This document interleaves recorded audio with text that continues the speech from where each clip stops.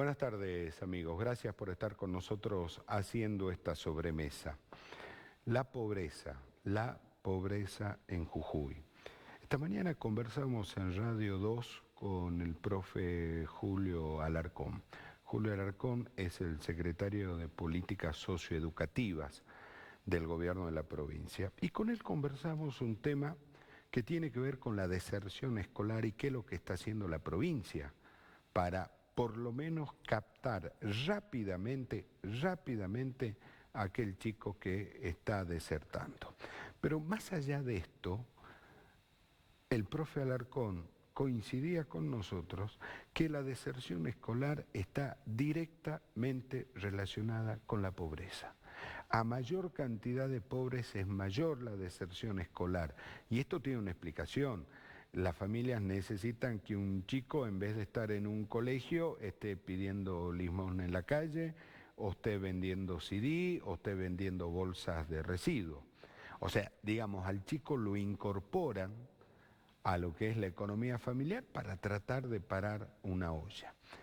Pero lamentablemente esto no se ve solamente en el nivel primario y en el nivel secundario, sino también se ve en la Universidad Nacional de Jujuy.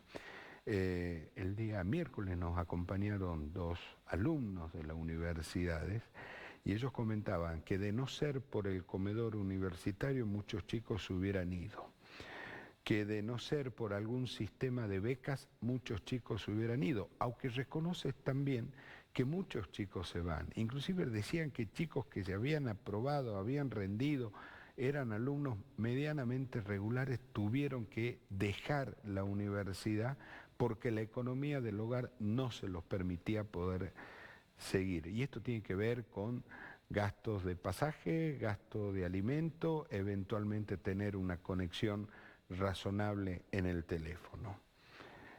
Ratificamos lo que hemos planteado muchas veces. La pobreza se está devorando a la clase media. La persona que forma parte de la clase media hoy lucha denodadamente para no caer en la pobreza. Y el pobre lucha denodadamente para no caer en la indigencia.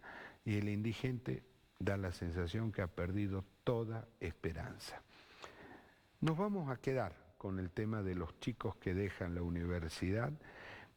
A ver, y también hablar un poco del rol de la universidad. A veces me hace un poco de ruido cuando dicen la universidad tiene la obligación de contener. Y yo creo que de contener la obligación la tendría el Ministerio de Acción Social y que la universidad tiene otra obligación. Lo que pasa es que la realidad nos está llevando puestos, entonces universidades tienen que empezar a cumplir funciones que deberían cumplir otras carteras que no lo hacen. Y hay un punto que también es central y que tiene que ver con las universidades, el porcentaje de chicos que son universitarios en primera generación en sus familias. Eso me parece un dato absolutamente central para poder entender lo que es el rol de las universidades públicas en la República Argentina. Haciendo un simple agregado, ¿no? Que hoy estemos discutiendo la educación pública en la Argentina es porque nos convertimos en África, literalmente. En 30 segundos conversamos con la contadora y profesora universitaria Fernanda Colque.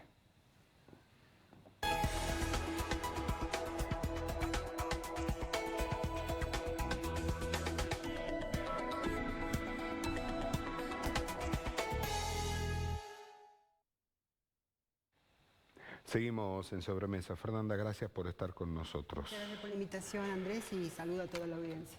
¿Cómo solucionamos el tema de la deserción de los chicos que están en la universidad?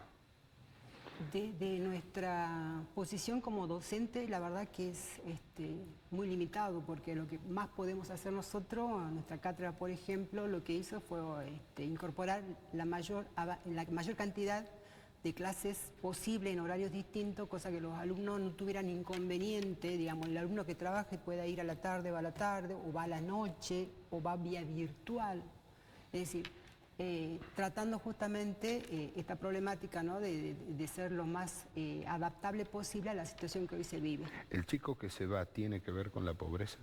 El chico que se va, nosotros nos dimos cuenta ya en el 2020, cuando tuvimos que irrumpir en la virtualidad sin ningún tipo de escala, ¿no?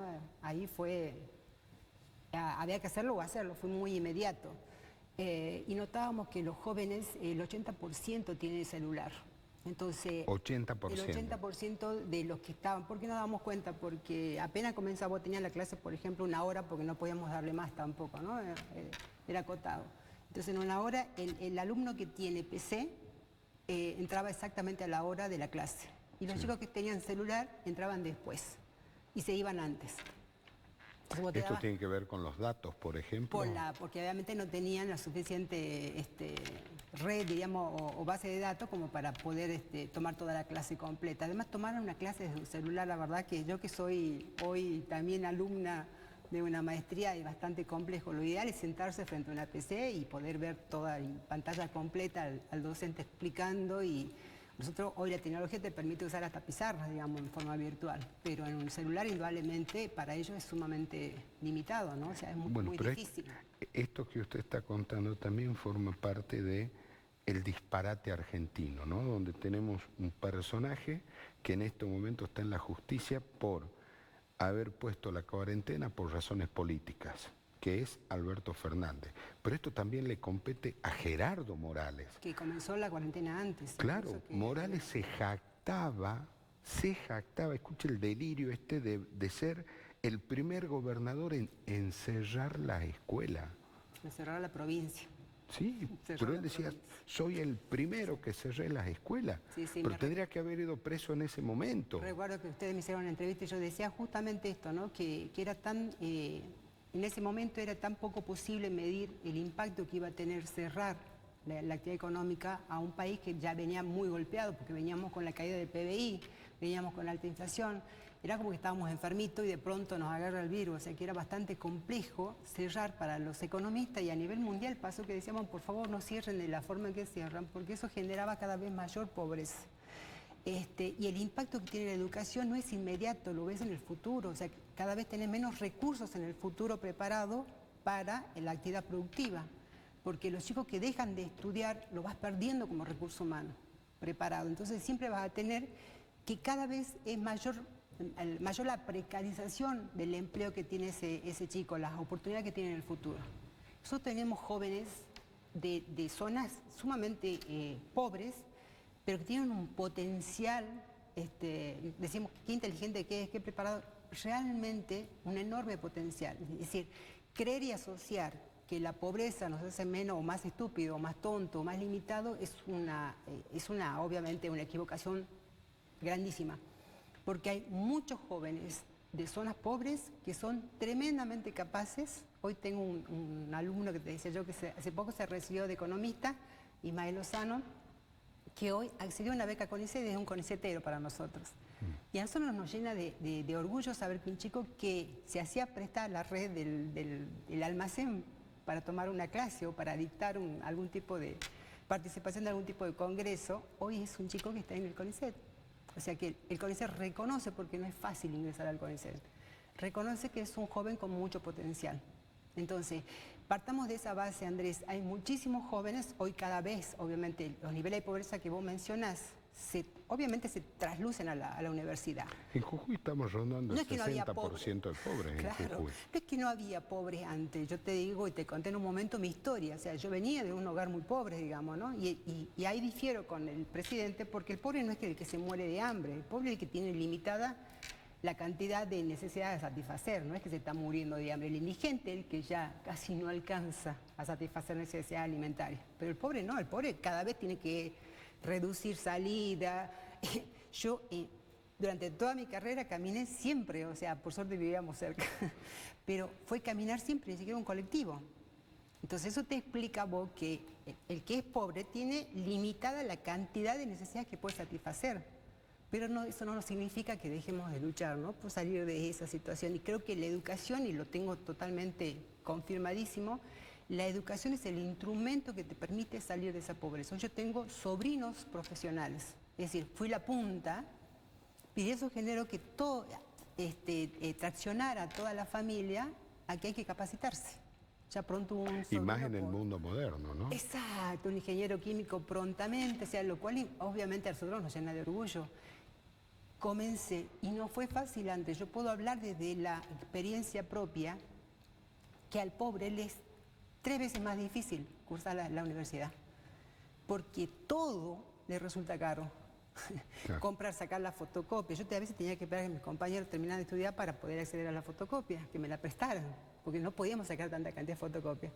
Entonces acceder a los libros. Hoy la tecnología por lo menos te ayuda un poquito, o mucho, porque te permite bajarla rápidamente sin tener que imprimir y hacer un montón. Está carísimo una fotocopia. Ahora, ¿ustedes ven en la universidad cómo va creciendo la pobreza? Sí lo vemos. Sí. Sí lo vemos porque, por ejemplo, en este cuatrimestre que estamos cursando, que está la licenciatura en Administración, entraron 250 alumnos a cursar. Hoy, el recuperatorio que tomamos la semana pasada, solamente están cursando efectivamente 100 alumnos.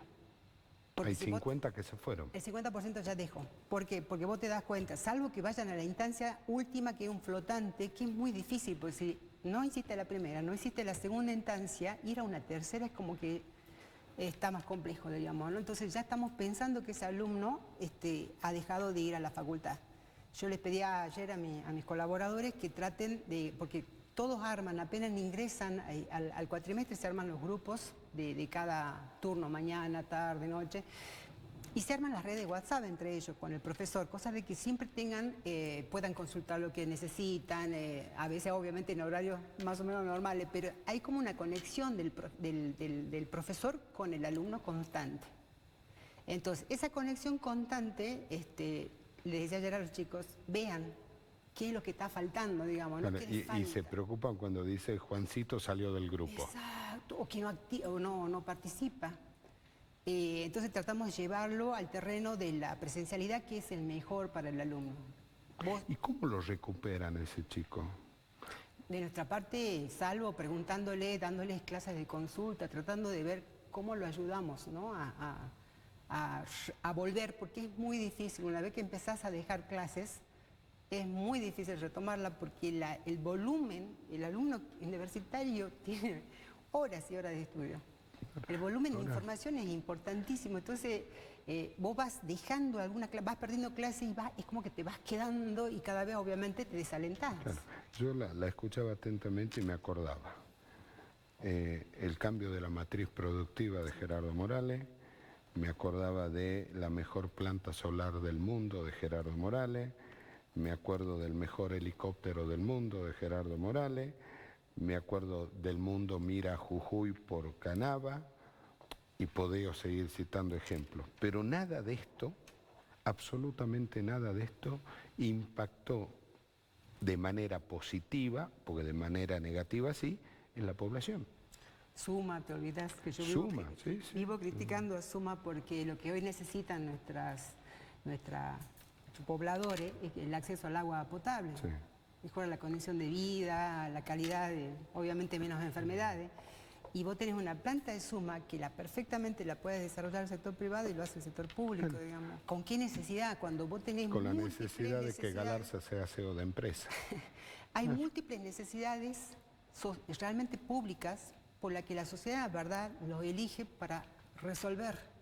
Claro, ¿Sí? pero me refiero a todas estas cosas, todo este relato de Morales, la mejor planta del mundo, el mundo mira Jujuy, no se ve ningún resultado positivo, cuanto menos. No, hasta ahora no vemos el impacto porque probablemente lo que estamos pensando es que es empleo público.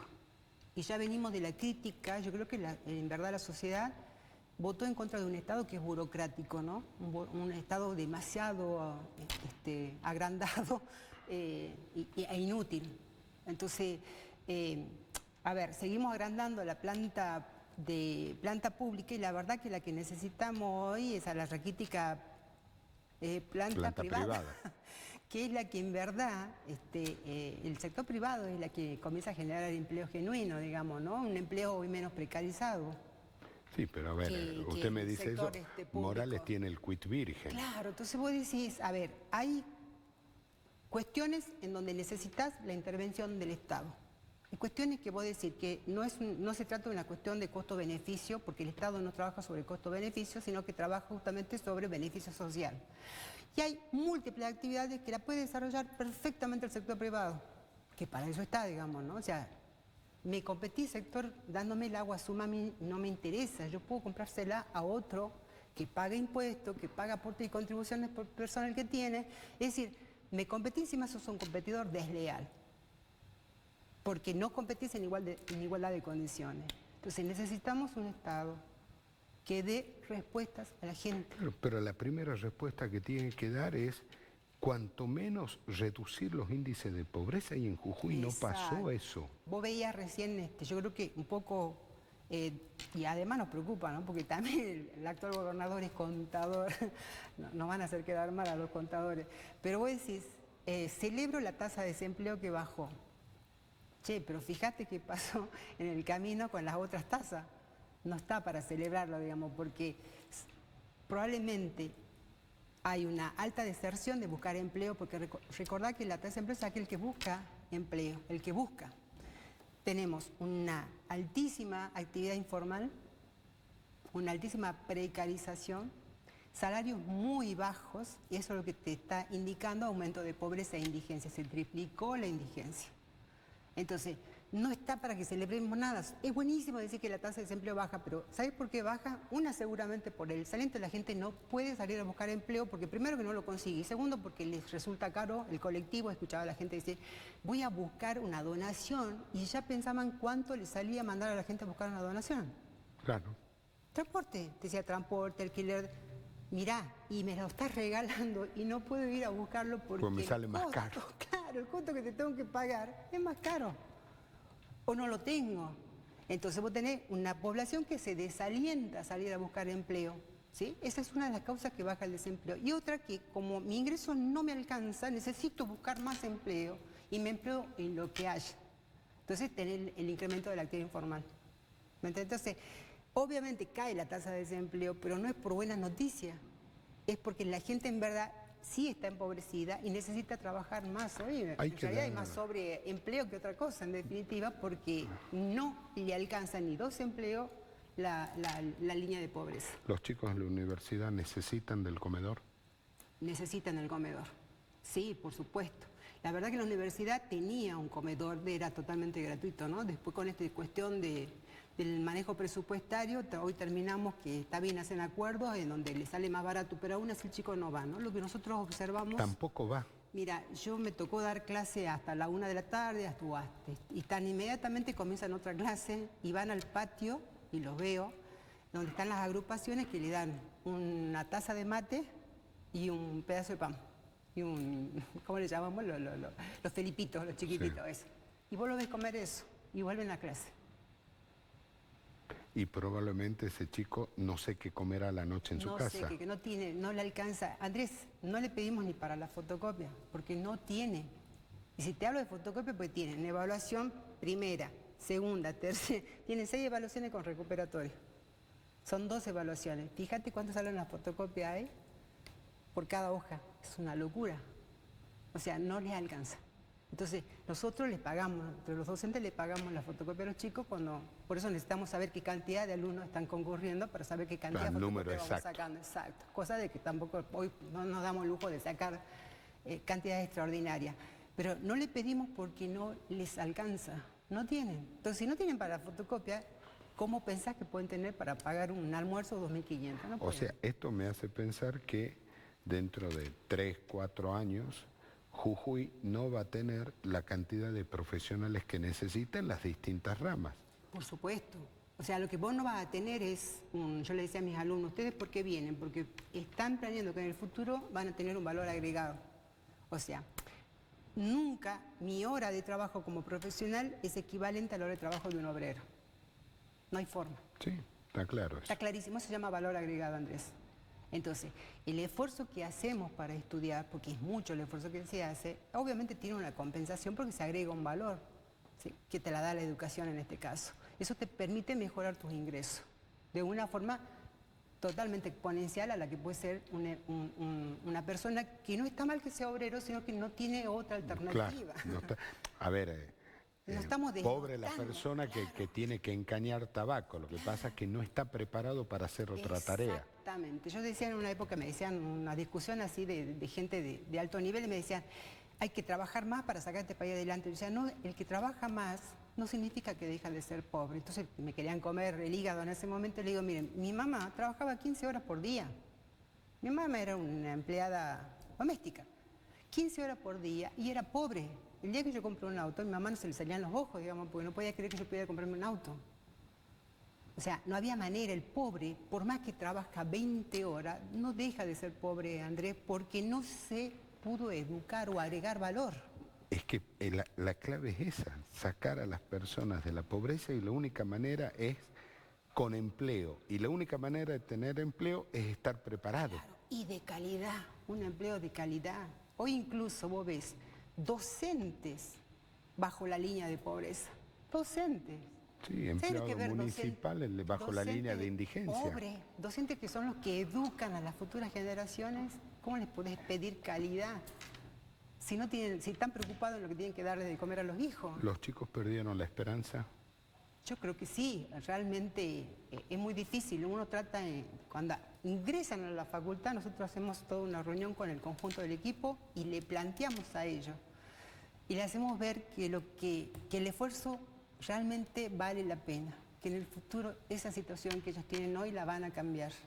Se la necesitamos mostrar para que se incentiven, porque en verdad que es difícil estudiar, es duro. Claro, pasa que yo me imagino un chico que después de esa charla, tipo dice, bueno, listo, vale la pena, pero sale a la puerta y se lo choca a Morales, se lo choca a Rivarola, se lo choca a Genero, se vuelve a meter a la universidad. Es durísimo. Nosotros evaluamos en la virtualidad y obviamente prenden sus cámaras y podemos ver el entorno en donde viven, digamos. Y te hablamos de pobreza, pobreza, Andrés. Que a veces hasta nosotros terminamos la clase y nos sentíamos totalmente angustiados porque realmente podés ver la limitación que tienen esos jóvenes y están estudiando. Entonces, obviamente que hay que hacer un esfuerzo enorme para sostenerlos, para que sigan, porque como vos decías, aunque no termine, la universidad te abre un mundo aparte.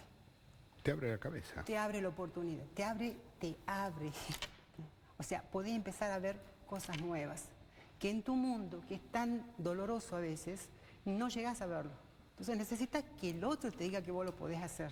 A veces sí necesitas que el otro te diga que vos podés. ¿Ustedes notan la diferencia del chico que entra por primera vez, un primer día a la universidad, y cuando pasa un año es otro chico? Sí, el chico lo vamos soltando. ¿Sabes que a veces que es difícil? Nosotros, sobre todo los de económica, que somos siempre tan cuadraditos, es muy difícil hablar. Entonces, lo primero que hacemos es decirle, hasta ahora no matamos a nadie, si se equivocan está bien, porque para eso vienen, para aprender. Entonces, tratamos de que cada clase que damos sea un intercambio con ellos, ¿no? De ir llevándolos a la realidad que tienen.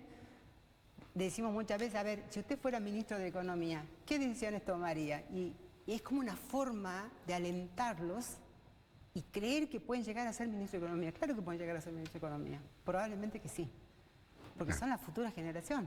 Bueno, y a ellos hay que apostar. Lo que pasa es que apuestan los docentes, pero no quienes deben apostar en serio, ¿no? Sí, en verdad que sí. Y esto a todos los ámbitos, primario, secundario, universitario. En todo. Yo creo que en verdad el que es docente, como toda profesión, involucra una vocación. Así no nos pagaran. Nosotros trabajamos durante 4 años como ayudantes de segunda, son ayudantes alumnos ad honorem. Yo era pobre, te aviso, ¿no? Pero el día que me dijo una de las titulares de cátedra, Fer, inscribite para ser ayudante alumno, y yo sentía que el mundo se me cambió, ¿me entendés? Y era feliz, pero no cobraba un mango. Gracias, Fernanda, por haber venido. Muchas gracias a vos por contarme estas experiencias. A ustedes, muchísimas gracias por habernos acompañado en esta sobremesa. Dios mediante nos vamos a juntar el lunes. Que tengan un hermoso fin de semana y ahora quédese que ya viene Palpala Hoy.